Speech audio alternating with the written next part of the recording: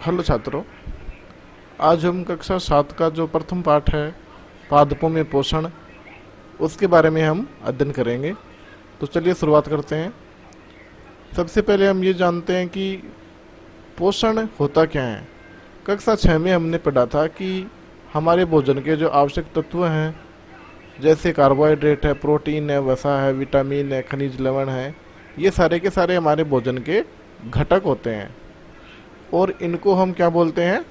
पोषक बोलते हैं। तो कार्बोहाइड्रेट है, प्रोटीन है, वसा है, विटामिन है, ये सारे के सारे हमारे भोजन में ज़रूर होने चाहिए, तभी हमारा भोजन संतुलित भोजन कहलाएगा। इनके बिना जो भोजन है वो संतुलित भोजन बिल्कुल भी नहीं कहलाएगा। उसके बाद में हम बात करते हैं कि पादपों में पोषण की जो विधि होती है वो कौन कौन सी होती है। तो जो सजीव होता है उसमें शारीरिक संरचना, वृद्धि और क्षतिग्रस्त भागों के रखरखाव के लिए पोषण अनिवार्य होता है। अब सजीवों द्वारा भोजन ग्रहण करने की जो प्रक्रिया है उसको हम पोषण कहते हैं। भोजन जैसे ग्रहण करेंगे सजीव, यदि सजीव अपने आप भोजन ले रहा है, अपने आप भोजन बना रहा है, तो उसको हम स्वपोषण कह देंगे। यदि जो अपने आप भोजन नहीं बना रहे उनको हम विषम पोषी कहेंगे। अब सजीव अपना भोजन अपने आप कैसे बनाएगा? तो जैसे हमारे हरे पादप होते हैं, हरे पादप प्रकाश संश्लेषण की क्रिया द्वारा भोजन बनाते हैं, इसलिए उनको हम स्वपोषी कहते हैं। और ये जो विधि होती है इसको हम स्वपोषण कहते हैं। और जो विषम पोषण होता है, जो जंतु अधिकतर होते हैं वो सारे के सारे विषमपोषी होते हैं, क्योंकि वो अपना भोजन स्वयं नहीं बना पाते, इसलिए वो भोजन के लिए दूसरों के ऊपर निर्भर रहते हैं। तो यहाँ हम जो भोजन फैक्ट्रियाँ हैं या फिर खाद्य फैक्ट्रियाँ हैं, ये किसको मान सकते हैं? ये हम पत्तियों को मान सकते हैं। क्यों? क्योंकि जो पत्तियाँ हैं वहीं पर हम भोजन बनाने की जो क्रिया है वो पूर्ण होती है। उसके बाद में प्रकाश संश्लेषण के बारे में अध्ययन करेंगे। प्रकाश संश्लेषण क्या है? तो पादपों में जो खाद्य संश्लेषण का जो प्रक्रम है उसको हम प्रकाश संश्लेषण कहते हैं। पत्तियां जो होती है वो खाद्य फैक्ट्रियां होती है, ये आप जान गए। और पादपों में खाद्य पदार्थों का संश्लेषण उनकी पत्तियों में होता है, और जो सभी कच्चे पदार्थ हैं वो तने के द्वारा उन तक पहुंचते हैं। इसलिए जो मूल है वो क्या काम करती है? पानी के अवशोषण का काम करती है। और जो पत्तियां हैं वो प्रकाश का अवशोषण करती है, और उनमें जो हरे रंग का पदार्थ होता है उसको हम पर्णहरित बोलते हैं। उस पर्णहरित की उपस्थिति में हरे पौधे अपना भोजन बनाते हैं। तो ये देखिए कोशिका की संरचना दे रखी है। जो कोशिकाएं होती है, जो शरीर होता है हमारा, वो प्रत्येक कोशिका से मिलकर बना होता है। ये कोशिका है तो प्रत्येक कोशिका में एक केंद्रक होता है, एक कोशिका ध्रुवीय होता है और एक कोशिका झिल्ली होती है। ये चित्र में आप देख सकते हैं। तो जो सजीव होता है वो सूक्ष्म इकाइयों के द्वारा बना होता है और इसको हम कोशिका कहते हैं। तो कोशिकाएं होती है वो सूक्ष्मदर्शी द्वारा देखी जाती है। कोशिकाओं का आकार बहुत छोटा होता है, इसलिए वो सामान्य आँखों से दृश्यमान नहीं होती। और जो केंद्रक होता है वो मध्य में पाया जाता है। उसके बाद में हम बात कर रहे थे जो प्रकाश संश्लेषण की क्रिया है वो कैसे पूर्ण होती है। तो सबसे पहले जो पत्तियां हैं, पत्तियों के ऊपर रंध्र पाए जाते हैं। रंध्र वायुमंडल में उपस्थित कार्बन डाइऑक्साइड को ग्रहण करते हैं।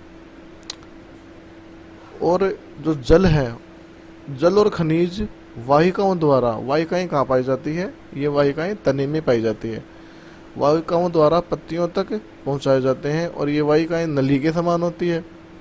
जड़ और तना शाखाओं के द्वारा फैले होकर पत्तियों तक पहुंचा देती है। और ये जो जड़ है, जड़ से पत्ती तक जो अपना भोजन पहुंचेगा, ये एक सतत मार्ग के द्वारा पहुंचेगा। तो यहाँ पर पत्तियों में एक हरे रंग का पदार्थ होगा जिसको हम क्लोरोफिल बोलेंगे। क्लोरोफिल सूर्य के प्रकाश में, जो सौर प्रकाश होता है सूर्य का प्रकाश, उसमें ऊर्जा का संग्रहण करेगा और पत्ते की सहायता से ये काम करेगा, और इस ऊर्जा का उपयोग जल और कार्बन डाइऑक्साइड से खाद्य संश्लेषण में किया जाएगा। तो ये सारी की सारी प्रक्रिया है वो प्रकाश संश्लेषण की प्रक्रिया कहलाएगी। तो यहाँ पर जो सभी जीव हैं उनको ऊर्जा कहाँ से मिलती है, तो अपन ये बताएंगे सभी जीवों को ऊर्जा कहाँ से मिलती है, सूर्य से मिलती है। उसके बाद में जो प्रकाश संश्लेषण का समीकरण है वो यहाँ पर हम देखेंगे। सबसे पहले कार्बन डाइऑक्साइड, उसके बाद में जल, कार्बन डाइऑक्साइड और जल किसके साथ में, सूर्य के प्रकाश में, और क्लोरोफिल, ये क्लोरोफिल हमारा कहाँ मिलेगा, पत्तियों के अंदर मिलेगा। क्लोरोफिल की उपस्थिति में कार्बोहाइड्रेट और ऑक्सीजन का निर्माण करती है।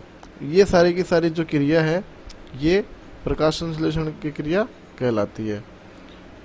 यहाँ जो कार्बोहाइड्रेट बना है ये कार्बोहाइड्रेट मुख्य रूप से स्टार्च भी हो सकता है, ग्लूकोज भी हो सकता है। तो इतने में आप लोग ये समझ गए होंगे कि प्रकाश संश्लेषण होता क्या है।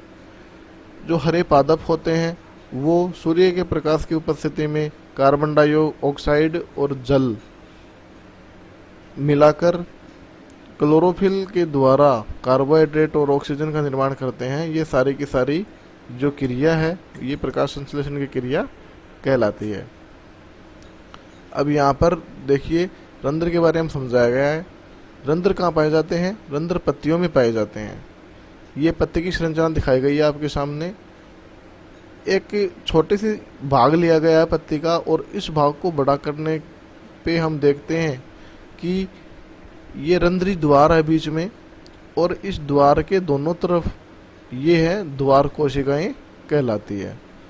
उसके बाद में यदि पत्ती को हम काटें, खड़ा काटें पत्ती को, तो ये कुछ संरचना दिखाई देती है। ये देखिए ये रंध्र है और ये द्वार कोशिकाएं हैं, और ये जो खड़ी हुई संरचना दिखाई दे रही है ये सारी की सारी क्लोरोफिल कहलाती है। उसके बाद में हम बात करेंगे कि जो प्रकाश संश्लेषण दर्शाने के लिए एक चित्र है। ये देखिए सूर्य से पत्ती के ऊपर ऊर्जा गिर रही है जिसको हम सौर ऊर्जा कहेंगे। यहाँ कार्बन डाइऑक्साइड ली जा रही है पत्ती के द्वारा और ऑक्सीजन वापस दी जा रही है। पौधा है, कार्बन डाइऑक्साइड कहाँ से ग्रहण करेगा, वातावरण से, और प्रकाश संश्लेषण के पश्चात जो ऑक्सीजन का निर्माण हुआ है वो वापस वायुमंडल में छोड़ देगा। जो पत्तियां हैं वो क्लोरोफिल युक्त होती हैं, और जो जल और खनिज लवण के अवशोषण के लिए ये जड़ दिखाई गई है। तो ये सारी की सारी जो व्यवस्था है ये प्रकाश संश्लेषण को समझाने के लिए दिखाई गई है। उसके बाद में जो मरुस्थलीय पादप होते हैं, मरुस्थल कौन सा होता है, जो रेगिस्तान होता है, रेगिस्तान में जो पादप उगते हैं उनमें वाष्पोत्सर्जन की जो क्रिया है, वाष्पोत्सर्जन क्या होता है, पत्ती की सतह के द्वारा, जो पत्ती की सतह होती है, ये पत्ती आप देख सकते हो, इस सतह के द्वारा जो जल होता है वो वाष्प के रूप में निकलता है। तो इस क्रिया को वाष्पोत्सर्जन हम कहते हैं। तो मरुस्थलीय पादपों में जो वाष्पोत्सर्जन होता है उसको कम करने के लिए उसकी पत्तियां सूखी हुई पाई जाती है, या फिर उनके ऊपर जो रंध्र हैं वो कम पाए जाते हैं। तो ये तो बात थी जो मरुस्थलीय पादप हैं उनके लिए। उसके बाद में यहाँ शैवाल के बारे में बताया गया है। तो आप लोगों ने अपने पानी की टंकी या फिर जहाँ पर कुछ तालाब है जहाँ पर हमेशा जल इकट्ठा रहता है वहाँ पर कुछ हरा हरा पदार्थ देखा होगा। तो ये कहलाते हैं शैवाल, जिसको हम हरे अवपंकी या फिर काई भी कहते हैं। उसके बाद में चलते हैं आगे। जो शैवाल होते हैं हमारे, उनमें भी क्लोरोफिल पाया जाता है, इनके कारण वो हरे होते हैं। उसके बाद में आगे है पादपों में कार्बोहाइड्रेट के अतिरिक्त अन्य खाद्य पदार्थों का संश्लेषण। तो जो प्रकाश संश्लेषण अपन ने पढ़ा है उसमें हम ये जान गए कि प्रकाश संश्लेषण में क्या बनता है, ग्लूकोज बनती है, जो एक प्रकार का कार्बोहाइड्रेट होता है। तो क्या कार्बोहाइड्रेट के अलावा भी अन्य खाद्य पदार्थों का संश्लेषण होता है, ये हम देखेंगे।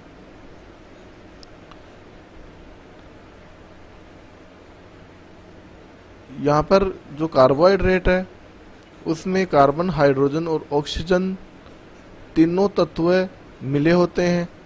मतलब कार्बन, हाइड्रोजन और ऑक्सीजन तीनों से मिला के कार्बोहाइड्रेट का निर्माण होता है। उसके पश्चात जो पादपों में नाइट्रोजन की पूर्ति होती है वो कहाँ से होती है, तो उसके लिए हम जो खाद या उर्वरक डालते हैं खेतों में, उससे पौधे अपने अंदर नाइट्रोजन की पूर्ति करते हैं।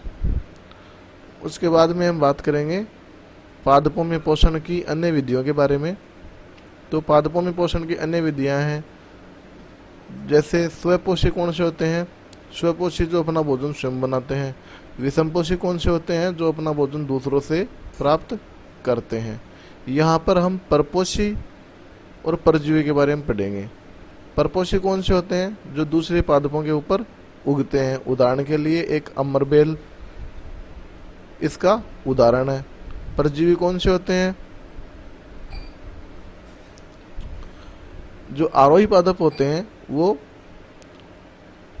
परजीविता की श्रेणी में आते हैं। यहाँ परजीवी का उदाहरण हम देखेंगे। तो परजीवी के उदाहरण कौन सा पादप आएगा, जो दूसरों से अपना पोषण प्राप्त करेगा। उसके पश्चात आगे चलते हैं।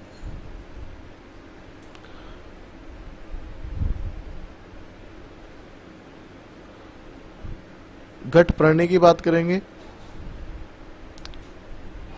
घट प्राणी क्या होता है, घट प्राणी या पिक्चर प्लांट, ये एक मांसाहारी पौधे होते हैं जो अपनी जो पत्तियां हैं उनको एक गड्ढे के समान आकृति में बना लेते हैं, और ये गड्ढे के समान आकृति में जो एक ढक्कन पाया जाता है, ये जो पत्ती होती है इसका आकार गड्ढे के समान हो जाता है, और उसके ऊपर ढक्कन के समान ये आकृति है। यहाँ इसके अंदर जो कीट है जब वो प्रवेश कर जाता है तो ये ढक्कन बंद हो जाता है। उसके पश्चात जो कीट है अंदर जो पाचक एंजाइम पाए जाते हैं, पाचक रस पाए जाते हैं पौधे में, उसके द्वारा वो कीट पचा लिया जाता है। तो ये होते हैं कीट पक्षी पादप।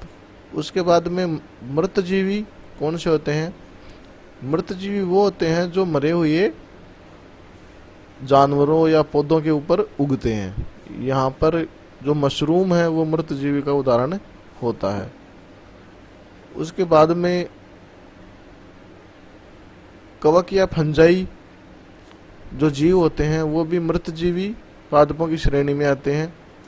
जैसे हमारी डबल रोटी होती है, तो डबल रोटी को कई दिनों तक हम छोड़ देते हैं तो उस पर हरे रंग के कुछ पादप उगाते हैं, वो कवक या फंजाई होते हैं। इनके कारण जो डबल रोटी होती है उनमें सड़ान उत्पन्न हो जाती है, क्योंकि ये कुछ पाचक रस उस डबल रोटी के ऊपर छोड़ देते हैं। तो ये भी मृतजीवी की श्रेणी में ही आते हैं, और ऐसा जो पोषण है वो मृतजीवी पोषण कहलाता है। उसके बाद में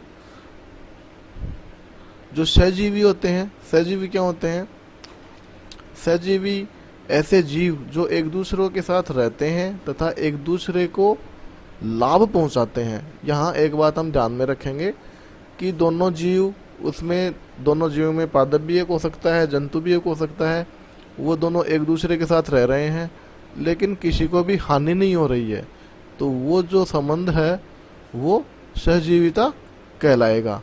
सहजीविता का एकमात्र उदाहरण है अपना लाइकेन। लाइकेन क्या होता है, लाइकेन में दो भाग होते हैं, एक तो कवक होता है लाइकेन में और दूसरा होता है शैवाल। शैवाल जो होता है वो इसके लिए भोजन आवास है वो प्रदान करता है, और जो शैवाल होता है वो भोजन बनाने की क्रिया करता है। शैवाल भोजन क्यों बनाता है, क्योंकि उसमें क्लोरोफिल पाया जाता है।